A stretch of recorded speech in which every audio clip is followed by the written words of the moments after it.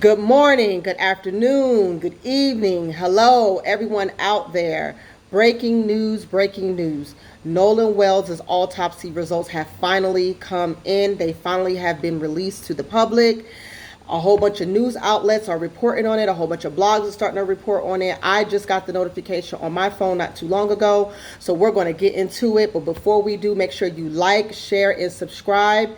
And we're going to get into this findings and report. I'm going to be reading from the New York Post.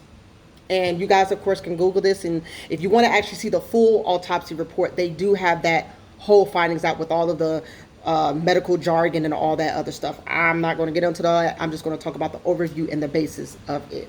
So let's go ahead and get into it. As I said, that the report was released today, okay?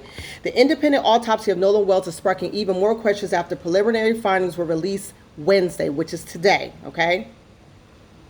Wells, 18, had red discoloration to the back of his head, according to the autopsy performed by Dr. Rogers Mitchells, president of the National Medical Association, on July the 10th. However, his cause and manner of death were given as undetermined pending investigation, while the date of death is also unknown.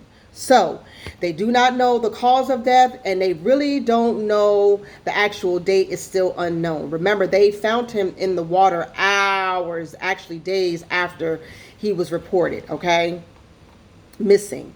The forensic pathologist said that he could not rule out damage to the throat as being a cause or contributory factor to Wells' death because it had been removed during the initial autopsy. So these funky devils in Mississippi basically removed parts of his throat and other organs from his body. About time the body was given to do the second autopsy, there were being reported that there are certain organs that were missing and part of his throat was missing.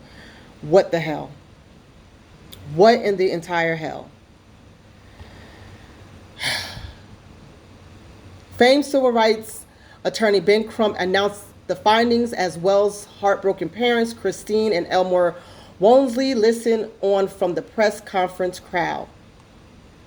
Crump also claimed that Wells' body was found face down and fully clothed, despite photos from the day showing him shirtless, wearing swimming trunks. So all of us saw Nolan Wells. We saw numerous pictures of him on the boat with the friends with his arms around him. We saw plenty of pictures where he was out on the water and people were kind of just scanning the area. Nolan Wells had on blue swimming trunks. I believe they were blue, okay?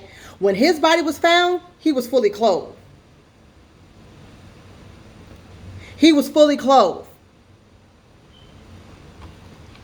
The pathologist also highlighted 7 unanswered questions in his report, okay? Some of these include, what were the circumstances that led to Wells' entering the water? What position was the body in found? And was there any water in the airways which would indicate drowning? The pathologist added that he still wants to know if there is any evidence of injuries to the front of the neck or throat or evidence of brain bleed. Finally, the pathologist highlighted the need to discover the composition of Wells' stomach contents and the toxicology report findings. So they are still waiting for the toxicology report to come back, okay? Listen, one thing we do know is that he wasn't found with water in his lungs. And I'm not no medical expert or anything like that by far, but just from dealing with other situations or researching other situations and other previous cases from the past where there's people who've been found in water. Normally, if they drown, there's water in their lungs. Nolan Wells, from what I've seen from this autopsy, and remember, the state of Mississippi hasn't even released their autopsy report, which is already sneaky and suspicious, okay? That there was no water found in his lungs. So we know that drowning wasn't the case. So how did this boy die? There's so many unanswered questions that we have, and it's like the more that they come out, the more that people are asking these questions, like, what is going on? You know what I'm trying to say? Like, what is really going on? This whole case, this whole situation smells like a big fat funky ass cover up. That's what it smells like. Okay? The math ain't mathing, and people are asking questions. See, I think that the state of Mississippi didn't think that it was going to blow up like this, but everybody is on their ass, okay? We're on your ass. We're going to find out, and we're going to get to the bottom of this, because this doesn't make any sense. Anybody with a brain can see that this is just not adding up. So you mean to tell me that he just disappears and nobody knows where he's at?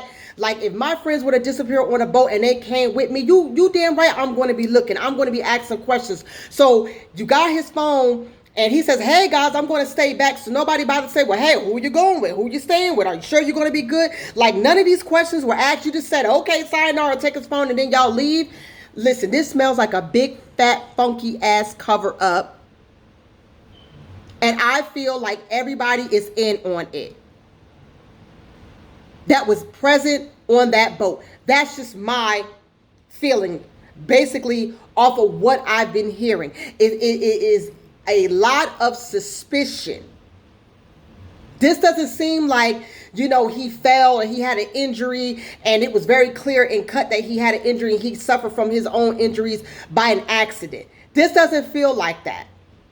And I'm just going to say allegedly, because I don't want to get sued or anything. But from what I have been hearing and seeing, this is real suspicious. Okay? Friends don't move like this. Friends don't act like this. Real friends don't lawyer up.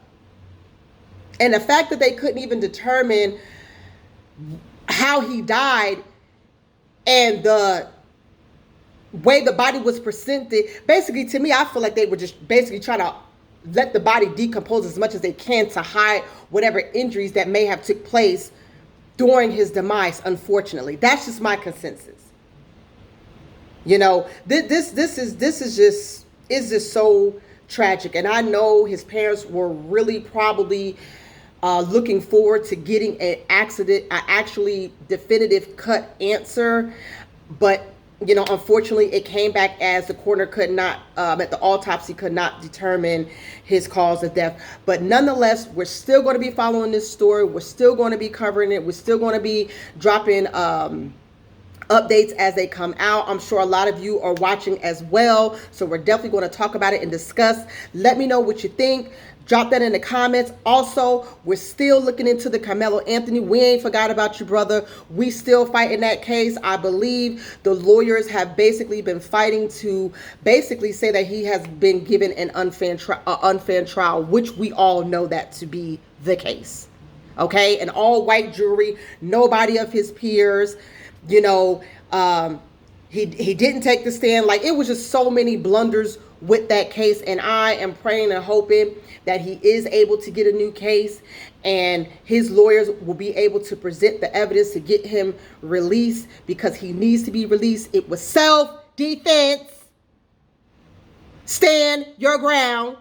And we are going to be rooting and cheering for our brother to be released. So again, drop that in the comments. Let me know what y'all think, and I'll be back for more. Peace.